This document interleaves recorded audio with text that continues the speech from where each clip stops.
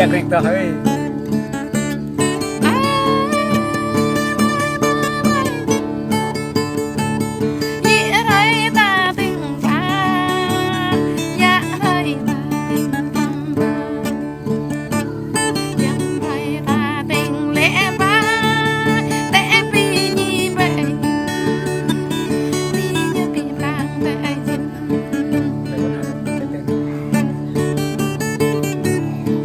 tập nhẹ ha, cho người ai chín việc này ha.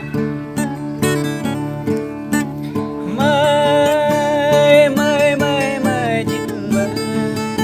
cậu mình bay ai chín này, sắp phất tay cậu được. Cậu mình bay ai chín lần này, niên ran tay cậu được đi, ở khắp bỏ lấy chân.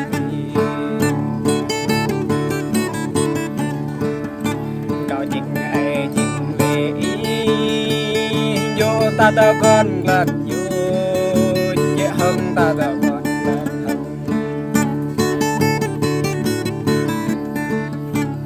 hơn mới chín giờ bạn ta chỉ nào cười vợ bạn ta chỉ ngã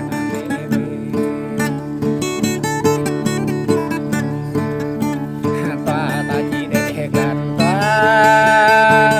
ta chỉ rọc làn hận chất bơi ta nào để bạn làn cầm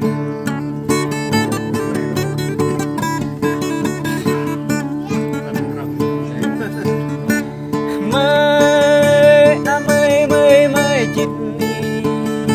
ta rọc làn nhà cười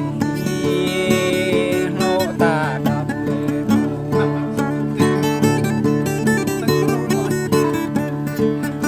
ta hội lê như bằng tay bên chơi bạ ta chỉ nào